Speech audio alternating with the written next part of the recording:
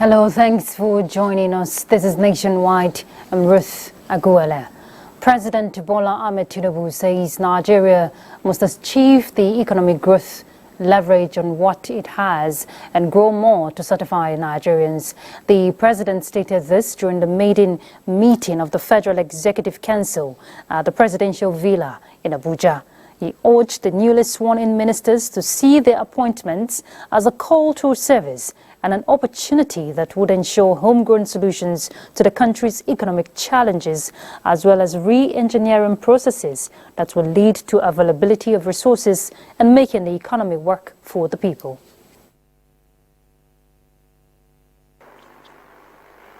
Work hard, commit ourselves, and create a buoyant economy that will serve every Nigerian. Policy agenda will be set to reform the economy to deliver sustainable and inclusive growth, strengthen national security for peace and prosperity.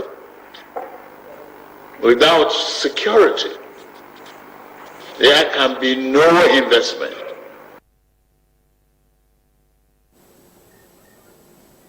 Let's turn to other issues. Yobe State government will spare no expense in further reshaping the destiny of its people through sustained delivery of development infrastructures and services in tune with the dreams of the founding fathers of the state.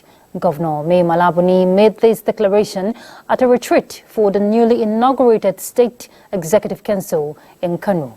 Elizabeth Yela reports. From ruins of prolonged years of Boko Haram insurgency, when Mai Malabuni took over in 2019, Yobe State has witnessed mass deliveries of development infrastructures and social services.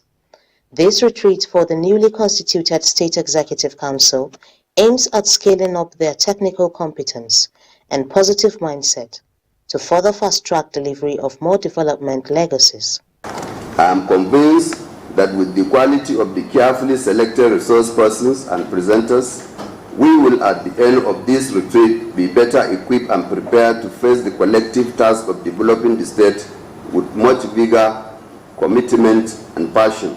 Resource persons at the retreat were emphatic that truthfulness, innovation, self-confidence and goal-achieving mindset are necessary guarantees for successful leadership. We must anchor our leadership on survival of not only the individual but the state.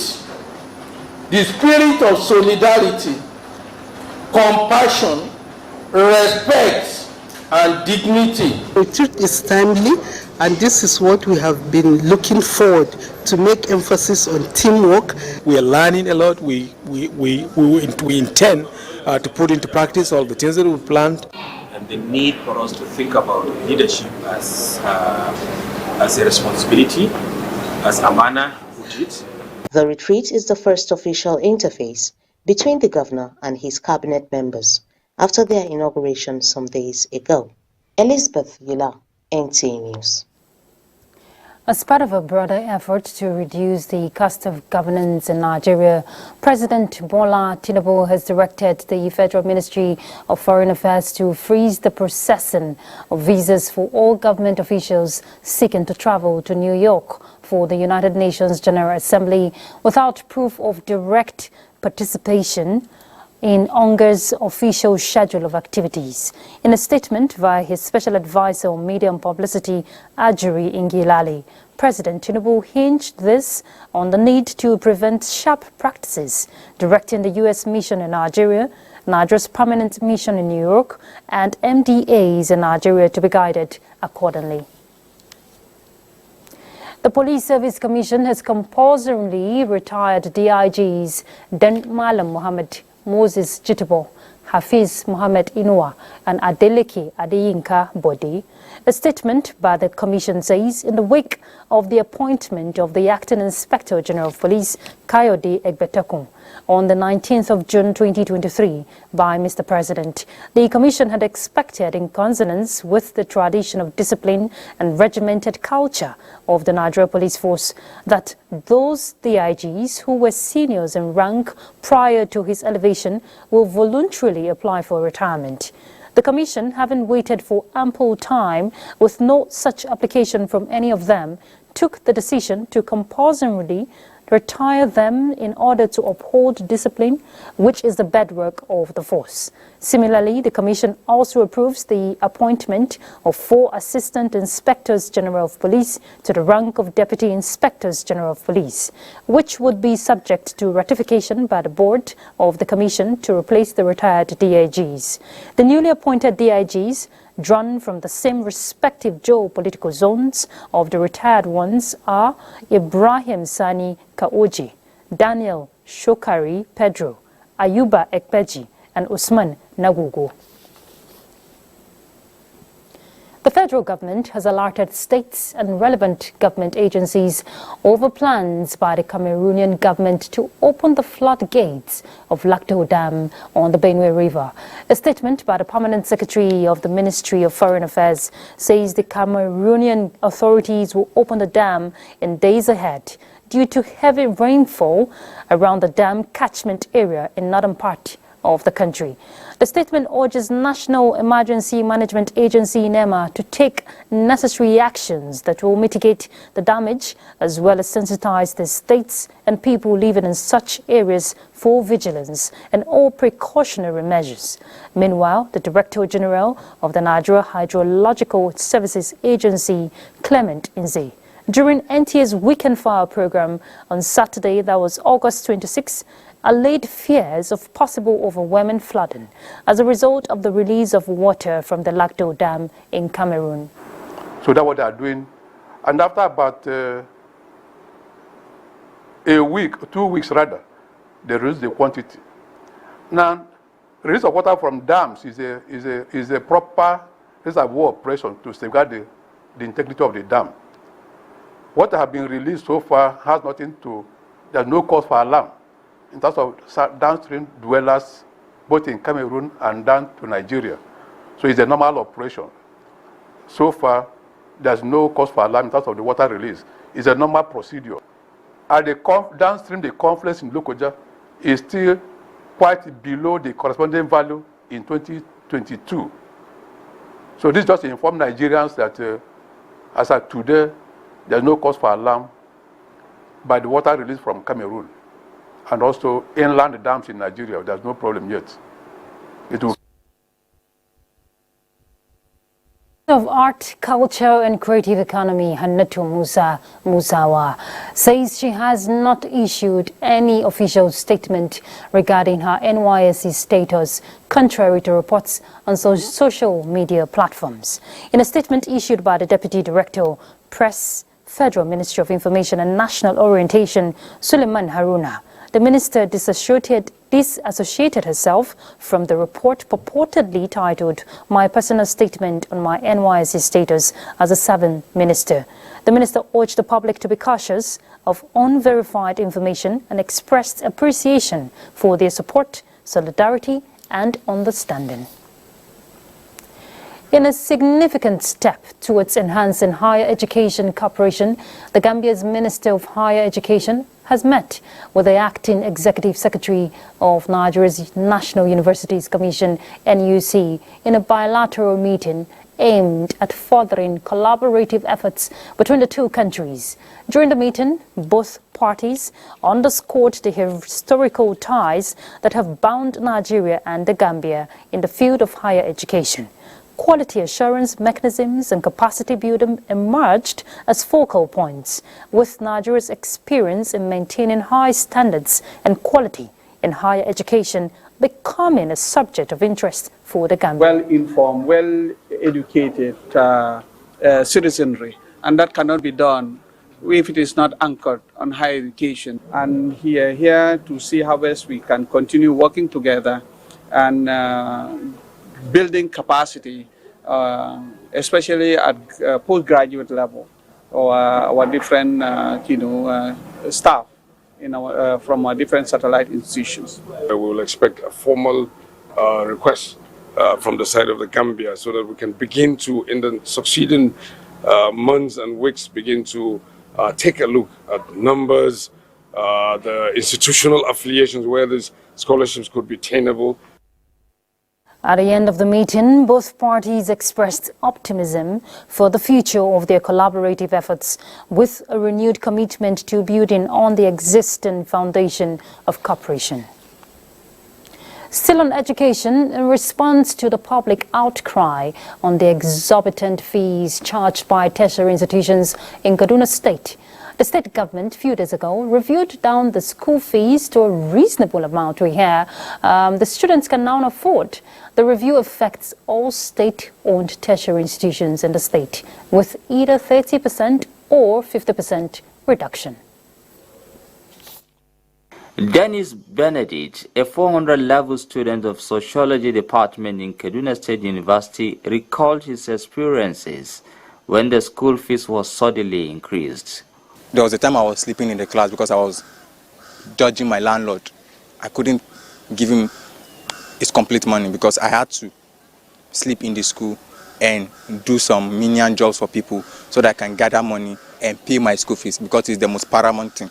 Although Dennis is left with such memories to remember in his lifetime, his worries and that of many students is now over, as the state governor, Senator Obasani, listened to their cry and reviewed down the fees to a reasonable amount many can afford. As a caring, responsible government, we have accepted the recommendations and accordingly reviewed the fees downward as follows. Kaduna State University, current fees 150,000, reduction 30%, new fees 105,000. New Bamali Polytechnic, current fees 100,000, reduction 50%. Dennis and other students in different tertiary institutions across the state are now happy. The governor promised to continue taking measures that will ensure every child in the state have access to quality education without facing any hardship. In Kaduna, I am Muhammad Umarajingi, NTA News. All right, we'll also be joining Mohammed Umar Ajinki live this time around. He's standing by to give us more update on the school fees reduction in Kaduna State. Mohammed, I'm sure the student embraced this new development by the state government there with, smiles and encouragement for them to be able to afford tertiary education. Please tell us what you have for us. Well, the students here in Kaduna State are very excited with this development. The state has about 4 tertiary institutions owned by the state government, which includes the Kaduna State University, that's KASU in the state metropolis where I am right now, Nuhu Bamali Polytechnic in Zaria, and College of Education Gidanwa in southern part of the state, as well as School of Health Technology in Makarfi. A couple of days ago, the state governor, Senator Obasani, announced the downward review of these school fees, which was suddenly increased a few years ago, a situation that has brought a very serious reaction from both the students as well as the parents who pay these school fees, because the students are not expected to pay all the school fees to stay in school. The accommodation here in the school is not quite available for all of them. So many of them were left with no option but to stay off campus, which they pay a house rent of over 250,000 naira. They also must have some money in their pocket to feed themselves. So the sudden increase of the school fees has come with a lot of hardship to these students here in Kaduna State. Like you've heard from one of the students in that report, that is exactly the story of many of them here. But with the sudden reduction of the prices, the students are now very excited and happy. I have one of the students with me who will tell me how they feel when the governor made this pronouncement. How did you feel with this reduction of school fees? Well, to me, I was excited and I was glad about what he did. We must recommend him and we must applaud him for a job well done, because so many of us already left hopeless, because we did not know what will become of us in the new semester to come. That's for we that will be moving to the new semester. So many of us have younger ones that want to come to this same institution, and at that price, it would have become too much for our parents to afford. But with what he has done, at least we can manage ourselves well, and we are also able to do a lot of things with even the money that has been reduced. We want to thank the governor for this great job that he has done. We still want to beg on him to do more, not just in terms of school fees now, but in terms of the comfort of the students. So many things are still lacking, but we do hope that he will look into the matter and do something about it. Thank you. Well, we are meant to understand a lot of your colleagues have left school because of the sudden increase of the school fees. But someone was telling us from our little research earlier on that nobody was denied to write examination or anything. So is that true? Yes, that's very true. Very true. Yes, nobody was denied to write examination, and as we all know, the results will be out very soon, and also you will not be denied from seeing your results, and this is a great thing to do. So what do you do? The only thing they've taken undertaking to pay later, is that what happened? Yes, we were made to sign undertaking form so that we can pay later, and they made all of us that signed those undertaking form to write the exams, and we are happy about that. Well, thank you very much. I've been talking to one of the student union leader on this matter. I have also another student here who wants to respond to this issue. So how did you feel when you heard this news of the reduction of... Yeah, first of all, I have to say Alhamdulillah, Alhamdulillah, Alhamdulillah. I have to commend the state government on this right decision they have taken at the right moment. Because with the hardship we are facing in this country, Governor Obasani made this right decision at the right time. Yeah, it's a commendable thing. We have to thank him a lot. And please, I'm pleading with the state government to please, they should add on top of what they have done, because some of us, not all, some of us might not have the ability to pay. Thank you very much for coming. I've been talking to some of the students here who are excited and happy with the pronouncement of the downward review of the school fees. Back to studio. Thank you very much, Mohammed. I'm sure the students are very delighted with this development. Thank you for that update. Let's turn to other issues. State governments have been advised to proactively plan to complement federal government's efforts in the distribution of palliatives to the vulnerable in their respective states to soften the effect of fuel subsidy removal.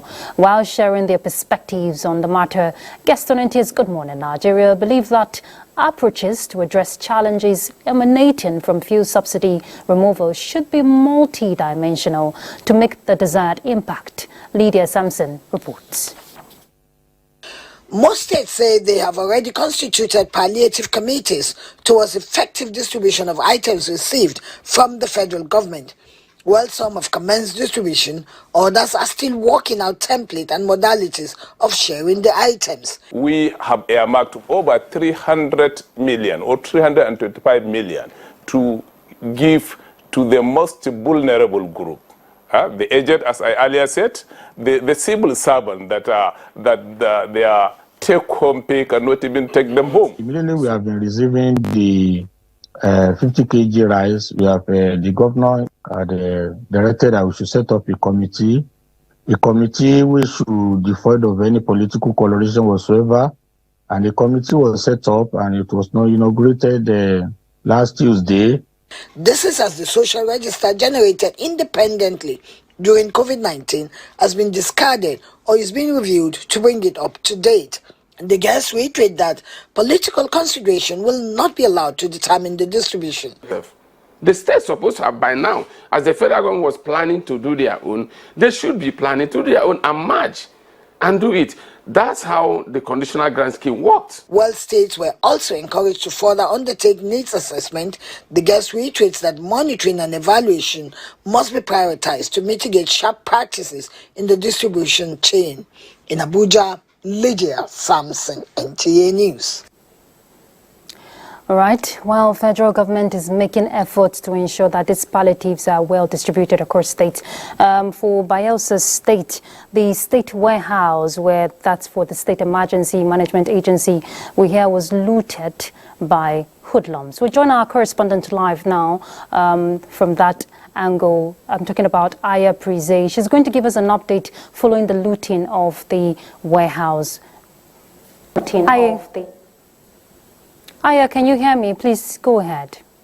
Well, welcome to Bayelsa State. Right now, I'm in front of the warehouse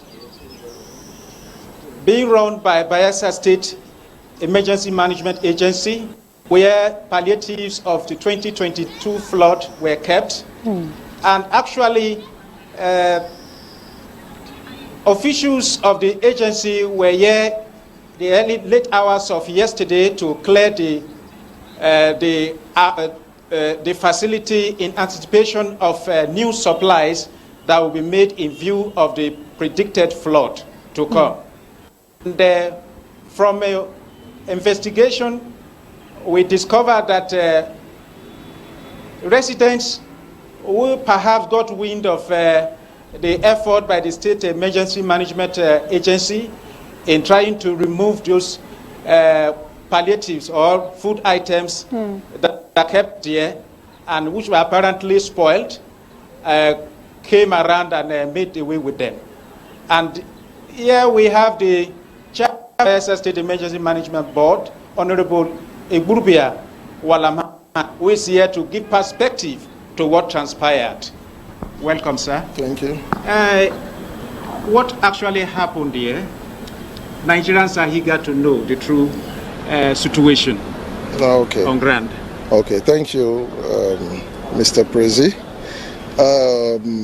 Yesterday evening, to be precise, I was at 12, and we did some cleanup of the warehouse that is behind you. The warehouse was the warehouse we used during the 2022 flood, where we kept all the flood palliative. And we wanted to get in new items from Port Harcourt and different places, and there was a need to clean up the warehouse. So we decided to do some cleaning up and fumigating of the area so that we can bring in new consignments. But to our greatest surprise, after I left this scene at about 7:30 or thereabout, less than 1 hour, I got a call that the warehouse has been invaded. So when I got back in the night, that was around 8:39, I noticed that the warehouse itself was not invaded, but those items that were kept aside after identifying that those items were bad and spoiled, not actually expired, but those items were spoiled because as a result of either rainfall during that period of flooding or bad supply. So we decided to keep it one. So I tried to evacuate those items and I brought them out to the premises. To our greatest surprise, we noticed that people invaded those items that are spoiled, thinking it was a good item that they were cutting away, that the Bayelsa state government has hoarded food thank you so much, Honorable. Now we want to move to the Deputy Police Public Relations Officer, Bayelsa State Command, Bayelsa State Police Command, ASP Musa Mohammed. You are the people in charge of maintenance of law and order. When you heard what happened yesterday, how were you able to handle or manage the situation? Good afternoon, Nigerians. My name is ASP Musa Mohammed, the 2IC Police Public Relations Officer of Bayelsa State Police Command. Yes, the command is aware of the incident that happened yesterday. Upon receiving the distress, the state command deployed the police operative of the command to the place where the incident happened.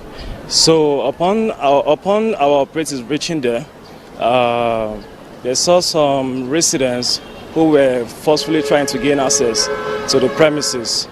Upon intelligence we've gathered so far, it shows that the warehouse was not burgled. The warehouse was not burgled. It was only the premises which some people, some suspected persons, tried to they gain access into, and they made away with some of the. Okay, thank you. For now, what are you doing to ensure that the place is safeguarded and breaches whatever is not allowed to happen? Yes, the Commissioner of Police is a strategist. Yes, he has put some strategies. He has ordered the deployment of some of our personnel to this place to mount the warehouse in order to foster peace and orderliness within the premises. Thank you so much. Actually, from the look of things, the situation on ground everywhere is at peace. The place is calm, contrary to the speculations or what is in the social media space.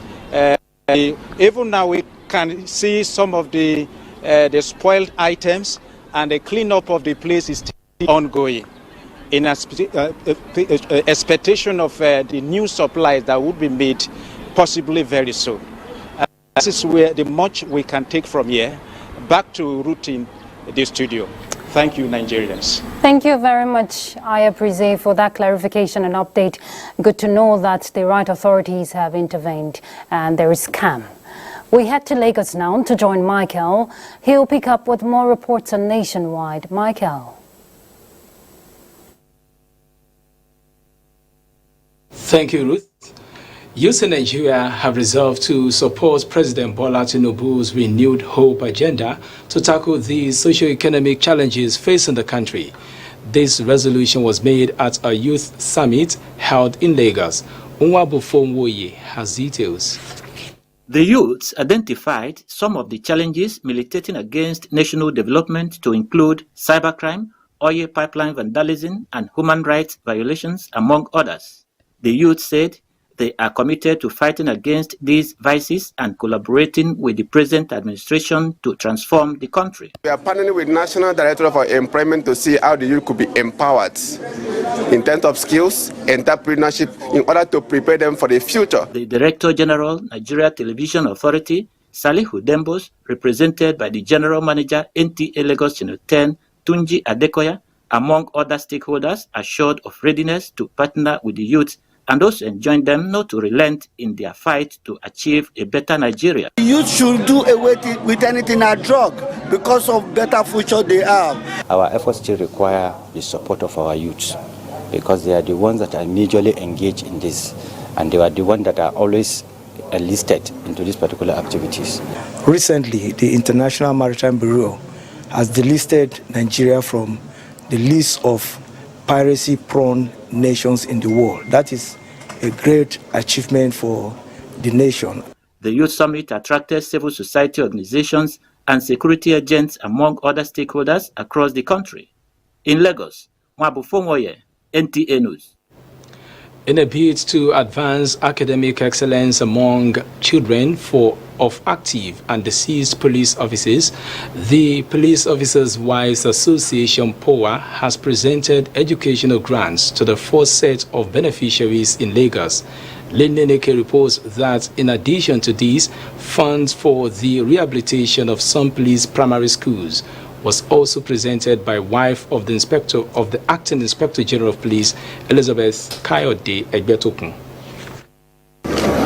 These 35 students are the first set to benefit from the Police Officers' Wives Association educational grant, instituted to ameliorate financial burden of officers who in most cases struggle to meet their children's educational needs. Wife of the Acting Inspector General of Police said the grant will help unlock potentials of beneficiaries and actualize their dreams. Each scholarship awarded today is a testament to your potentials, and I am confident that you will make the most of this opportunity to excel and contribute meaningfully to the society.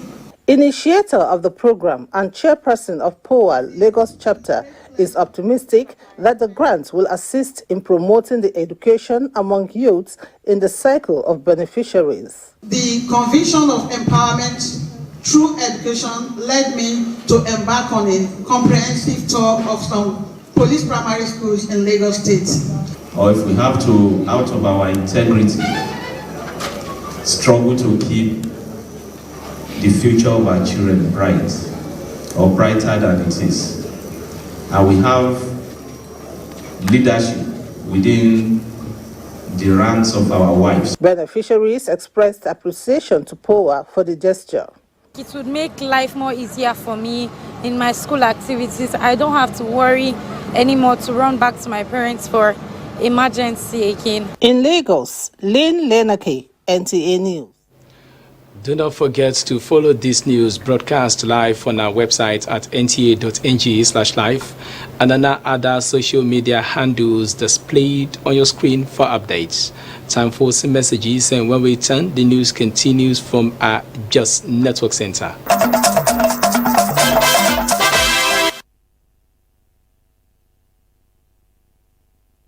On to Nationwide on the network service of the NTA. Welcome to JOS. National Emergency Management Agency says it remains committed to its mandate of formulating policies relating to disaster management in Nigeria. Plateau State Supervisor, Special National Economic and Livelihood Emergency Distribution, Akiode Said, stated this in Jos while distributing relief materials to 2022 flood victims in the state. Ndenyang and Deabagang has details. The distribution of relief materials to 2022 victims of flood disaster in Plateau State is recording huge success as beneficiaries take their turn to receive their materials with gratitude to the federal government for the gesture. I'm grateful for the intervention. We pray more will come. We are grateful to God for this relief. We have waited for so long.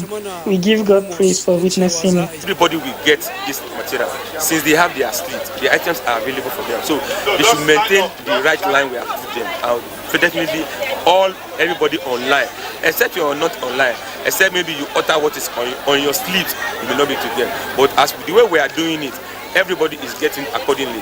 We have stacked it according to the grade, according to the product, the livelihood, non-food and food. Plateau State government is also full of appreciation to the federal government for steps taken to address the plight of victims.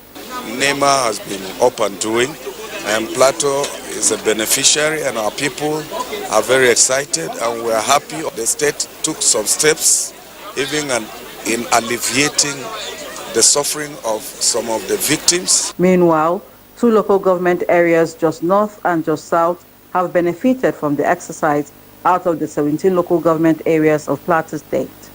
In Jos, Ndenyan and Abuja, NTA News. In other news, training of personnel is an essential condition for success in every military activity. Chief of Accounts and Budget, Nigerian Army Major General Adetokunbo Fayemiwo stated this in Jos at the 3-Division Finance Training Week 2023. Saadatu Mohammed Kafa reports.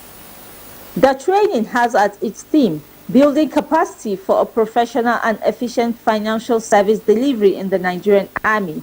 It is to enhance knowledge, skills and capacity of finance officers and soldiers of the Nigerian Army in achieving the Chief of Accounts and Budget's vision of having a proactive and proficient corps in delivering financial services to support the Army in its mandates. Guest of honor at the opening of the training says, for Finance Corps to continue to be relevant, its officers and soldiers must continue to develop capacity that will enable them provide financial service delivery to the Nigerian Army. For the host, GOC 3 Division, the presence of the Chief of Accounts and Budget depicts the importance he attaches to training of personnel for efficient service delivery. Training remains paramount in the discharge of our constitutional responsibilities to the Federal Republic of Nigeria. It thus becomes imperative to train officers and soldiers of the Nigerian Army continuously to ensure they remain proficient to carry out their duties at all times. The special guest thereafter inaugurated a block of 31-bedroom flats for soldiers at Phase 2 of the 3 Division headquarters to enhance personal welfare. From Maxwell Kobe Cantonment, Saadat Muhammad Kafa, NTA News. Those are the stories from here. It's back to Ruth in Abuja for the continuation of Nationwide. Ruth? Thank you very much, Felicia.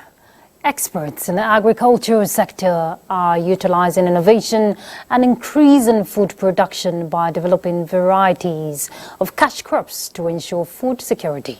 Now, one of such is the production of 2 varieties of the local ofada rice in Ogun State, rich in nutrients and recommended for management of some health challenges. In this report, Yemi Dalemo takes us through the benefits of the ofada rice for human consumption. This type of farm is a common sight in Ogun State, where the local rice indigenous to the people of the state are cultivated.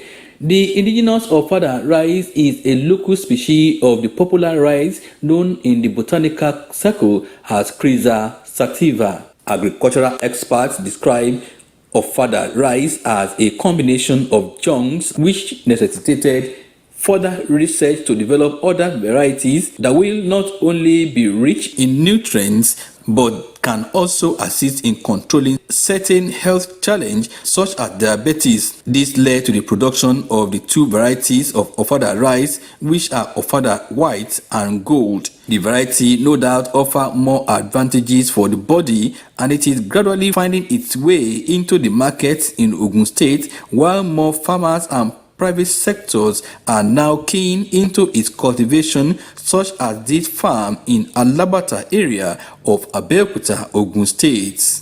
In Abeokuta, Yemi Dalemo, NTA News. All right, if you've tasted ofada rice, you know it's very sweet. We now join our correspondent live, Yemi Dalemo. He's at the Federal University of Agriculture, Abeokuta. He wants to tell us about the variety of this rice and what is in it in terms of plans for its sustainability. Yemi, please just go ahead. Hello, Ruth, and thank you for joining us in Abeokuta.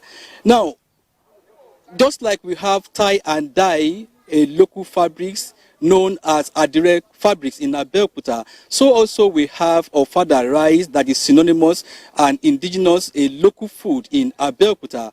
In fact, it is like when you go to a social gathering or a home and you are not welcome with ofada rice, like you have not eaten anything tangible from that visit to the party or to the homes. To provide more alternative to the people from eating foreign rice, to reduce their dependency on foreign rice, and to make sure that there is food sufficiency. That is why a professor of plant breeding and genetics at the Federal University of Agriculture, Abeokuta, embarked on a 3-year research that led to the production of the 2 varieties of ofada rice, as you have just listened to in that report, the ofada white and ofada gold. Each of these ofada is beneficial to the human body. Now, to speak more on the production of this ofada rice, I have the professor of plant breeding and genetics at the Federal University of Agriculture, Abeokuta, who actually embarked on a 3-year research to produce these 2 varieties of ofada rice. I have Professor Abayomi Showemimo with me. He's going to tell us more about the 2 varieties of ofada rice. Professor, sir, how were the 2 varieties of ofada developed? Thank you very much. The 2 varieties of ofada rice, ofada gold and ofada white, which we named for number 1 and for number 2 here, were actually a product of demand-driven breeding. where we have the stakeholders. That's two of them, the farmers and the end users, coming together along with us and agreeing to set objective for what they want in this material. So we're able to bring them in through recurrent selections. We're able to bring out the best in them, and which includes the distinctiveness, how distinct are they, the uniformity when they plant them, and also the stability across the environment in which we're able to evaluate them. And we also got the farmers also involved by evaluating these materials. And lastly, we also use what we call value for cultivation and use. And that is, we look at the yield, the height, the grain color, the grain types, and also we concentrate on the nutritional content of these materials. And that is how we were able to bring them out. We throw them back to the farmers. They went through it. They came, they helped us in selection. And at the same time, they're able to bring out the best 3. And out of the 3, we're able to take all of them to the National Variety Release Committee in Ibadan. And on evaluation, they came, they evaluated, they also went to present. And eventually, they now selected 2. We proposed 2 that are good enough, and then they were released. Prof, you have carried out the research to produce these 2 varieties of ofada. Are there plans to extend this research to other crop varieties? Yes. We don't just want to breed and keep, but we get people involved, because there's no gainsaying when you breed, you keep, nobody is taking them. We want them to really come, and then we work together. We're still also working on cassava. We have maize that we're working together with, and we have a team also working on vegetable crops. So we're expanding, and we're moving more and more. And you find out that in the next 2-3 years, we'll be talking about releasing newer of further rice, because those same 2 had been mutated. We went all the way to Ghana to mutate them, and then these materials, we have gone to M6, M7, and then the genes are fixed. So we have broken the yield ceiling. We have higher yields now and more nutritional content. So we're moving into other areas. Yes. Professor Chowemo, we thank you for your time. And that is it from Abeokuta. We now join Kemi in Ibadan for continuation of Nationwide. Yemi, and welcome to Ibadan. The need for border communities and traders to have harmonious relationship with the Nigeria Customs Service to facilitate desired revenue for the government has been emphasized. This came to the fore during an interactive session between members of the Senate Committee on Abuse of Firearms and some stakeholders in Oyo State. Correspondent Shola Wahid has the report. The ad hoc committee chairman, Senator Francis Fadaunsi, explained that there are benefits in intermittent engagement between the Nigerian Customs Service, traders and community leaders to discourage smuggling. There are a lot of exportation being done here, done illegally, because they have to go to Ibadan to lodge their documents. But if the post is organized the way SMS organized, that of GBI is organized, you will see a lot of revenue coming in form of foreign exchange to the federal government. When you designate a place, border, town, there will be free flow of goods and services across the border, legitimate trade, and that will also create employment for the citizens. Paramount ruler of Shaki, Oba Khalid Olabisi, appreciated the committee members and pleaded that Shaki indigents need developmental projects from the federal government. Shaki is the biggest town abutting Nigeria-Benin border in the southwest. But we are not feeling the impact of government in regard to that. Earlier, the senators were at the headquarters of the Nigerian Customs Service to interact with some traders who took their turn to commend the controller of Oyo Osun Command, Babajide Jayoba, for maintaining peace since assumption of office in Ibadan. Shola Wahid, NTA News. An effective monitoring mechanism must be put in place by the federal government if the palliative approved to state government will get to appropriate quarters. This formed part of the opinions of experts while reacting to the 5 billion naira palliatives to cushion the effect of subsidy removal. Anthony Gandrinu has the details. President Bola Tinubu, through the National Executive Council, approved 5 billion naira to cut across the 36 states and the Federal Capital Territory following the removal of fuel subsidy, which led to hike in the cost of items in the country. In addition to the fund, 5 trucks of rice were also assigned to each state government. Reacting to these developments, Nigerians say a proper and effective monitoring of the program will bring about thorough implementation. Government can roll out palliatives. It is not something out of place. Like I said, even if the federal government declared palliative today, meant for vulnerable Nigerians, so to say, how are we sure that these palliatives will get to the vulnerables? What Nigerians want is the structure and the infrastructure. If you don't put this in place, you have done nothing. Stakeholders who described the move as a welcome development but a temporary measure which will mitigate the effect of economic hardship being faced by Nigerians advised the federal government on fixing the nation's refineries. If there are other means to cushion the effect, which I know this government is planning, in area of health, let the health be free for everybody. In Ijebu-Ode, Anthony Gandonu, NTA News. And that's it from Ibadan. More reports from Abuja with Ruth. Ruth, it's back to you. Thank you very much, Kemi. With less than 3 months to the governorship elections in Kogi, Imo and Bayelsa states, INEC says the lessons drawn from the 2023 general elections will assist the Commission in conducting more credible elections. INEC National Commissioner Professor Abdullahi Zuru and the Director General of the Electoral Institute, Dr. Sahad Umar Idris, gave the assurance at the annual Abubakar Momo lecture in Abuja. Guest lecturer and professor of political science Adele Jinedu attributed major challenges in the 2023 general elections to power play among desperate politicians, while urging INEC to up its game in the field of technology. Is to be sought primarily beyond INEC, but more fundamentally within the complex interplay of an anti-people-centered diabolic politics that framed and vitiates the ethical moorings and also the constitutional guardrails, without which neoliberalism and constitutional government will wobble dangerously towards falling over the precipice. Or the successful conduct of the 2023 general elections provides a pedestal upon which we prepare for the forthcoming off-cycle governorship elections. As we are all aware, in Imo, Kogi and Bayelsa.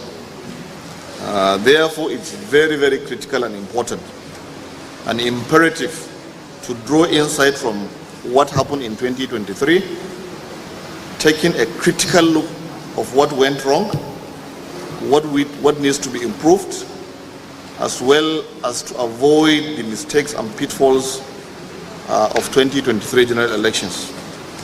Let me also use this opportunity to re-echo the appeal by the Honorable Chairman of INEC to the political parties, candidates and supporters to shun political violence and adhere to the laws, regulations and guidelines as stipulated in the electoral legal framework during their campaigns on election day and post-election period. With early measures taken, INEC is optimistic that the outcome of the November 11, 2023 off-cycle elections will be widely acceptable. The task of implementing court decisions has been noted to be a challenge for those concerned in some countries of the world, including Nigeria. Now, this is because of vested interest. A legal practitioner, Omolola Richard, speaks with NTA News earlier on how Nigeria could benefit from adherence to the rule of law as part of its justice reform process. Barrister Omolola, you agree with me that rule of law is statutorily sacred, but we get to see the public, some persons comment on issues that are still before the courts without waiting for courts to reach a decision on them. What would you say regarding that? How do we dissuade public opinions before court judgments? I'm talking about our kind of traditional system. That is going to be a little very difficult, if I'm to put it at that. It's going to be very, very difficult because of our kind of settings. When you're in a public bus or transport, you hear people talk about, in fact, some people even give judgment before the court's decision.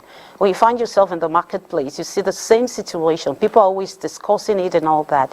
I think one of the things we ought to need to do is public enlightenment. Let people understand that until the court gives its final judgment, nobody has the right to say anything or give judgment on it. There need to be more of public enlightenment, so that people will understand that, look, this matter is already before the court, and so they don't have anything, or they don't have a right to opinion. They don't have anything to say on that. And just before I let you go, the 2023 annual conference for the NBA is still going to run for this week. And reforming justice in Nigeria takes a lot of commitment. How can you, what do you think the NBA should reach as a form of consensus to have the public, have confidence in the judiciary again? There will be need to reform some of our laws. Some of our laws have gone obsolete, and some of our laws are not being obeyed. I don't want to go into the details, but we speak so much about the independence of the judiciary. But the question is this: how independent is our judiciary?